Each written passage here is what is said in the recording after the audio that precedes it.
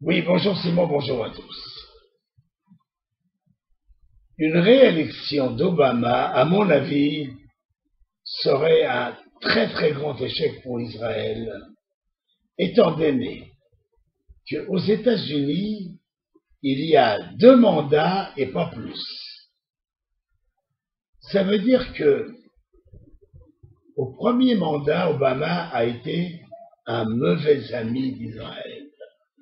Bon, maintenant, il fait un peu son cinéma, il caresse l'échine de ses électeurs juifs et des sympathisants d'Israël, où il en a plein la bouche avec Israël, mais on sait, on connaît sa politique, il n'est pas un ami d'Israël, c'est une certitude.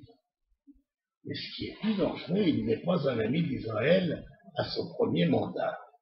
Mais quand il va, qu'à Dieu ne plaise, entamer son deuxième et dernier mandat, c'est-à-dire qu'il n'attend plus rien de l'électeur, il n'a plus à caresser aucune échine d'électeur, parce que quand il aura fini la deuxième période, il sera un ex-président.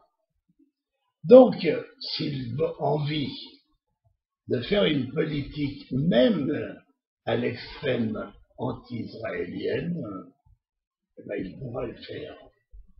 Et c'est ça qui est dangereux pour nous. Parce que finalement, n'importe quel président qui serait totalement anti-israélien dans son premier mandat risquerait très fortement d'échouer dans son deuxième. Mais Obama est un personnage un peu spécial. Il est noir, il est exotique, il est nouveau et il a donné une espérance à l'Amérique. Il y a 4 ans, on a cru que c'était l'homme qu'il fallait pour les États-Unis et c'était pas l'homme qu'il fallait pour les États-Unis. Alors finalement, moi, j'essaye de convaincre mes amis juifs américains en disant, pour Israël, Ivo Romney, c'est sûr, est un ami d'Israël. Là, on aurait un deuxième Bush. Eh bien, moi, personnellement, moi, je vois la victoire de Romney. Moi, je pense que dans le dernier mois, Romney va remonter complètement la pente. Ils sont au coup d'un coup de presque en ce moment, mais Romney arrive avec un certain prestige. Obama n'a pas bien travaillé pour les États-Unis. Allons, allons. Vous dites qu'il a la sympathie, il a pas de sympathie. Il a d'abord toute la colonie noire avec lui. Alors ça, comme un seul homme, c'est déjà un monstre. Et puis ensuite, il a la colonie espagnole, il a quand même pas mal il a les Chinois, les Coréens en Amérique qui sont de nationalité américaine qui votent. Bon, en fait, finalement, tous les exotiques, tous les gens qui sont arrivés plus tard aux États-Unis, qui ne sont pas allés là-bas, bon, tout ça, ça a un petit peu la sympathie de ce président.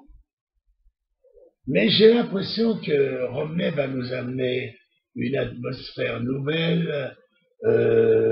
D'abord, c'est un homme qui a très bien réussi sur le plan financier. Ça plaît toujours aux électeurs. Bon, s'il a réussi à faire ses affaires, pourquoi il ne saurait pas faire les nôtres? Allons.